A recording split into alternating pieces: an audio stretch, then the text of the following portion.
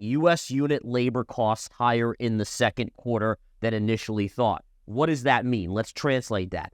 Unit labor costs. Costs are inflationary.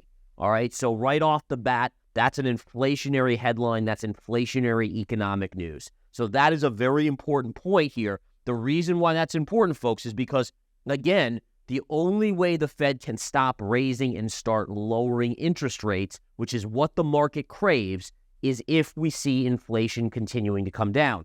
Lately, we've seen oil go up, and oil, again, nearing $90 a barrel. We've seen gasoline. We've seen other costs going up, and that is putting a major cramp in the Federal Reserve's ability to cut these type of things. All right, another thing, check this out.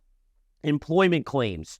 All right, employment claims coming down. And this is a wild one, folks, because even I'm surprised at this. Now, whether this is because of August and it's just a dead month and people are like, hey, I'm going to hang out with the kids until we get into September. Because remember, this is from last week. So again, this is mostly that kind of holiday week going into Labor Day. So it's possible people just said, you know what, I have to file for unemployment, but I'll wait till after the holiday. I'm not going to worry about it now. That is a possibility. But check this out, guys. All right. We saw the number come in for people filing for unemployment at 216,000.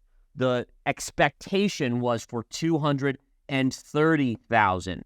Okay? So again, a much lower number of people filing for unemployment. That generally speaks to a stronger economy. All right, now again, like I said, maybe it had something to do with the holiday. We'll know next Thursday when those next numbers come out. But again, it was the lowest number since February. And that's something important to keep an eye on because here we're looking for weaker economic news. The market wants weak data. It wants bad data.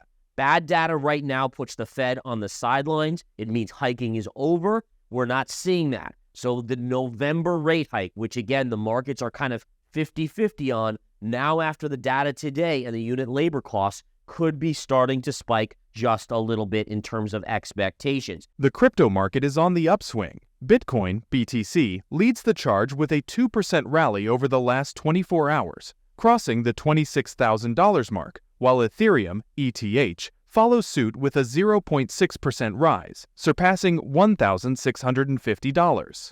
JPMorgan is the driving force behind this resurgence. Recent reports suggest the New York bank is developing a blockchain-based payment system, creating positive sentiment among investors.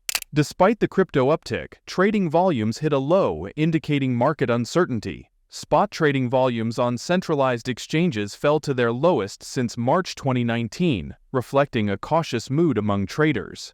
Grayscale's court victory over the SEC failed to provide the expected boost, as the regulator extended its decision on spot Bitcoin ETFs, leaving the market in anticipation. Market analysts suggest speculation is driving the crypto market, with the Federal Reserve's upcoming decision on September 20th adding to the uncertainty. The BRICS and ASEAN alliances are also making strides to reduce reliance on the US dollar, potentially bolstering Bitcoin's role in the international financial landscape. Let's continue our discussion with Gareth Soloway. Here we have the US dollar, and it is climbing. This is the Dixie, and this is the daily chart, right? So I put in my trend lines. I want you guys to be all kind of focused on the trend lines here. But here we clearly see that the Dixie continues to move up. It is higher today. If I zoom in, I'll show you here.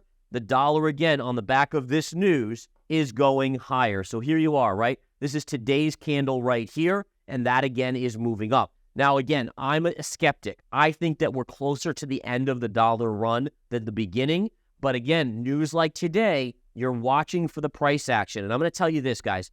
When you see good economic news and the dollar actually reverses, that's a signal of a top. It's kind of like what we're seeing in Bitcoin right now, where in Bitcoin, we see how good news continues to be a sell-off factor, right? So going to yesterday, this is the 10-minute chart on Bitcoin yesterday, we did see this big pop on an intraday basis when ARK Invest filed for an ETF for Ethereum. But look at this is the 10-minute chart. So literally you had this, it was breaking down, and then Bitcoin surged on the back of that news, and then literally within 20, 30 minutes, it gave up the entire gain. We saw that with Grayscale. Within 2 days, we gave up the news on Grayscale. Ripple within 1 day. And again, this is the type of stuff that tells you as a price figure that price action is still bearish when it can't hold good news gains. On the other side, when we go back to the US dollar, that's something I watch for as well. So in this situation, we are seeing the dollar actually starting to pull back. So again, this is something I pay attention to, right? Think about it. All it is inverse, right? If you're rooting for the dollar to go down, or even if you don't care like me and you just want to be able to trade it, you have to look for these signals. So what did we just see on the Bitcoin chart? Bitcoin generally has been bearish because every time it gets good news, it pops, right? It pops, and then it reverses that move to the downside, okay? Now here on the dollar, and this is still early in the day,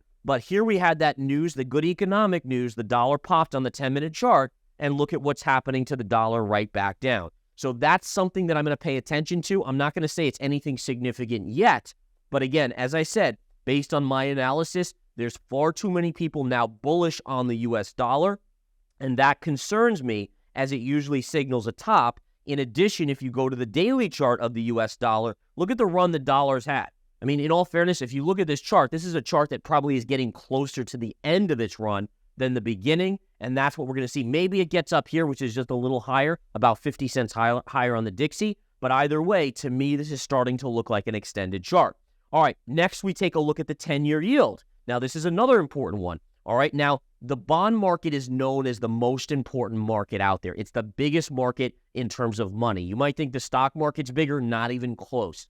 The bond market is way bigger, and when you hear about smart money, when someone says, hey, where does the smart money play? The smart money plays in the bond market. That's just the facts of it. It's more money, it's bigger institutional money. That's where it is. So what you also want to do is you want to look at the 10-year yield and see what that's doing. And essentially what I'm doing is I'm trying to take you through my mindset of when I get economic news, I see, okay, the media is telling me that expectations were here, we came in here, or we came in here. Now, what do? My first process is to look at the US dollar right now, then the 10-year yield. And what I'm doing is I'm not going by what the mainstream media is telling me, what people are telling me, oh, this was a good number, this was a bad number. No, I go to the actual price action. And the price action will tell us more about it. Because what this can tell you is if yields, and by the way, yields were popping to 4.29%, now they're starting to come back in. If yields start to fall, what does it tell us? It tells us that smart money in the bond market does not believe that the jobless claims numbers that came in stronger or unit labor costs are anything significant. And in fact, they're expecting an economy that's going to weaken, and therefore rates would come in. You see what I'm saying here? How you kind of don't want to just look and say, this is the same thing with earnings, by the way.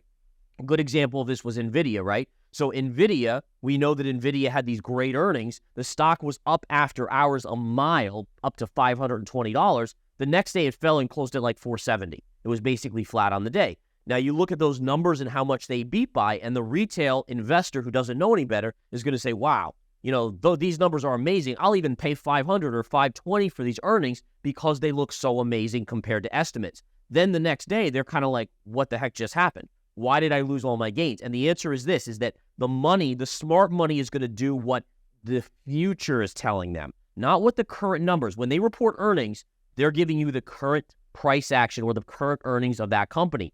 The smart money says, what are they going to do in 6 to 12 months? And let's position ourselves there. Because remember, smart money has literally billions of dollars in these stocks or in anything. Don't forget to join us as we explore the unfolding events. BRICS and ASEAN nations are shifting away from the US dollar, signaling a future where digital currencies like Bitcoin could shine. These 21 countries seek to empower their local economies and mitigate potential US sanctions. BRICS, featuring major economies like Brazil and Russia, goes a step further by considering a shared currency. Bitcoin, with its efficiency and security features, could benefit from these global financial transformations.